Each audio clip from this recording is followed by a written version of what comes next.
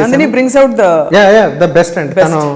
తను చాలా సెన్సిబుల్, అంటే అమ్మాయి అయినందువల్ల తను ఆలోచించే విధానం, ఆ డ్యూయట్స్ గురించి నన్ను చెప్పే విధానం చాలా కొత్తగా ఉంటుంది, చాలా వింతగా ఉంటుంది. నందినితోటి పనిచేయడం చాలా ఏమంటారు ప్లెజర్.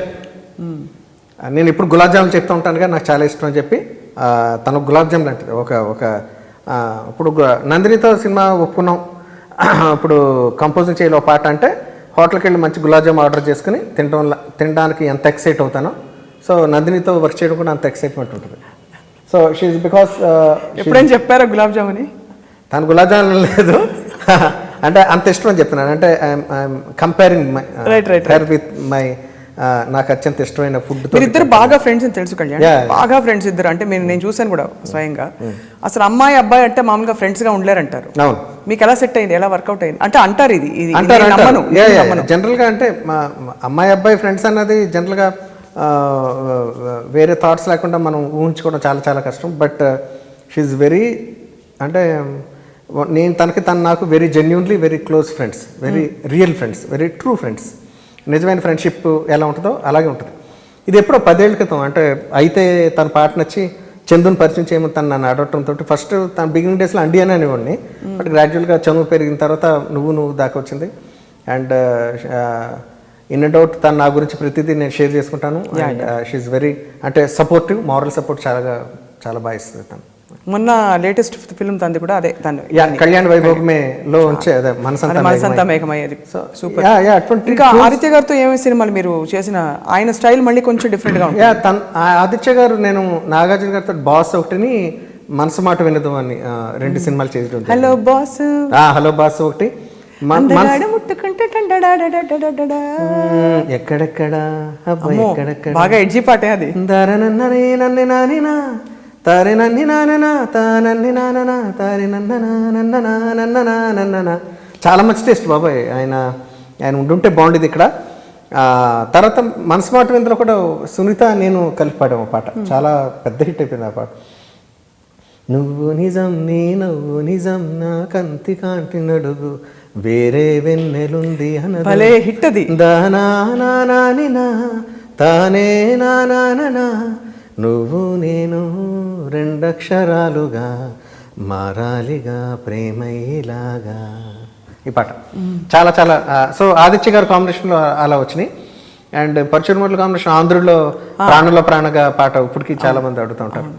అండ్ అలాగా ప్రతి ఒక్కళ్ళు ఇర్రెస్పెక్టివ్ ఆఫ్ దేర్ టెస్ట్, లేకపోతే వాళ్ళు ఎటువంటి సినిమాలతో వచ్చినా నా నుంచి చాలా మంచి మెలోడీస్ రావడానికి వాళ్ళు నాకు చాలా హెల్ప్ అయ్యారు.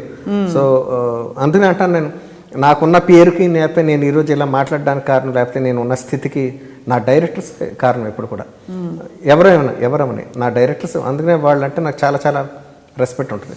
అన్నయ్య మిమ్మల్ని అసిస్టెంట్గా తీసుకున్నారు, కానీ మీకు సింగింగ్ ఇంత ప్యాషన్ ఉందని తెలిసి ఎందుకు పాడించలేదు మీ చేత ఎక్కువ? పాడించలేదు అంటే నేను ఏమాత్రం పాడినా, కొన్ని పాటలు పాడినా అవి తను పాడించినవే. నేను ఫస్ట్ ప్లేబ్యాక్ పాడింది యువరత్న సినిమాలో సన్నజాజి పువ్వా అని ఒక పాట, అన్నయ్య మ్యూజిక్ డైరెక్షన్లో నుంచి వచ్చింది. అది ఫస్ట్ నా ప్లేబ్యాక్. బట్ ఏంటంటే తను స్వశక్తి మీద వచ్చినాడు అన్నయ్య. ఎవరి రికమెండేషన్లతోటి మ్యూజిక్ డైరెక్టర్ అవ్వలేదు, లేకపోతే విపరీతమైన పాండిత్యం, విపరీతమైన జ్ఞానం తనకి. Is born music director. తను ఎలా వచ్చేవాడు, ఇప్పుడు అందరూ కార్లు కొనేసుకుంటున్నాం, ఇప్పుడు ఎరా మారిపోయింది. తను చక్రవర్తి గారి దగ్గర పనిచేసినప్పుడు అన్నయ్య సైకిల్ మీద వెళ్ళేవాడు. స్కూటర్ కూడా కాదు, సైకిల్ మీద వెళ్ళడం. మధ్యాహ్నాలు రాజమౌళి నేను క్యారేజెస్ తీసుకుని అన్నయ్యకి ఏవిఎం స్టూడియోస్ మెడ్రాస్లో, అక్కడికి వెళ్ళి తను భోంచేసిన తర్వాత ఆ క్యారేజ్ మళ్ళీ తీసుకొచ్చి ఇంటికి వచ్చేయడం. అదొక కొన్నాళ్ళ పాటు మాకు రొటీన్ అది రాజమౌళికి నాకును. సో అలాగా హీ కేమ్, అంటే ఎవ్రీ స్టెప్. ఈరోజు ఎంఎం కీరవాణిగా తనకున్న స్థాయి, తనకున్న కెపాసిటీ 250 సినిమాలు పైగా చేశాడు ప్రతి లాంగ్వేజెస్లోనూ. ఈ స్థాయి తను అత్యంత లోయెస్ట్ మెట్టు దగ్గర నుంచి స్వయం కృషితోటి, అంటే దాంతో శక్తితోటి పైకి వచ్చాడు తను, ఇంకొకళ్ళ యొక్క హెల్ప్ లేకుండా. సో అలాగే తన తమ్ముళ్ళు, తన కుటుంబం కూడా పైకి రావాలన్న ఉద్దేశంతో ఫస్ట్ వదిలి మేము ఎంత నేర్చుకుంటాం బయటకు వెళ్తే, ఏంటి బయట ప్రపంచం ఎలా ఉంటుంది, ఇవన్నీ తెలియాలంటే మనంతటి మనం వెళ్ళి ట్రై చేస్తేనే జరుగుద్ది. లేకపోతే తను ఇచ్చేస్తే అయిపోద్ది, పని అయిపోద్ది, ఓ పాట ఇస్తే అయిపోద్ది. బట్ తర్వాత బయట నాకు పాటలు రాకపోతే, అంటే మీ ఓన్ లైట్లో మీరు షైన్ అవ్వాలి, నేను షైన్ అవ్వాలి, అది తన ఉద్దేశం. అందుకని నేను బయట ప్రయత్నించడానికి అది కారణం. మీరు చాలా బాబాయ్ ఇంత విజ్ఞత వచ్చేసింది ఏంటంటే మీరు చాలా మీకు తిక్కు ఉంటుందని మేము చాలా ఎక్స్పెక్ట్ చేసి తిక్కగా మీరు, ఎందుకంటే గతంలో చాలా ఇంటర్వ్యూస్లో నేను చూశాను మీకు ఏం చేయడం ఇష్టం ఖాళీ టైంలో అంటే పడుకుని దొరలడం ఇష్టం అని చెప్పారు ఒక న్యూస్ పేపర్ ఇంటర్వ్యూలు, గుర్తుందా? ఇప్పుడు అదే ఇష్టం? ఇప్పటికీ అదే ఇష్టం యాక్చువల్గాను. పడుకుని దొరలడం అంటే దొరలడానికే కదా అందరం శ్రమపడేది. అంటే డబ్బులు ఎందుకు సంపాదిస్తాం అంటే హాయిగా దొరలడానికి. దొరలడం అంటే నా భాషలో అలా మాట్లాడాను, ఎవరి ఫ్యాన్సీస్ వాళ్ళకు ఉంటాయి. నా ఫ్యాన్సీ ఏంటంటే ఇంట్లో హాయిగా స్పెండ్ చేయడం,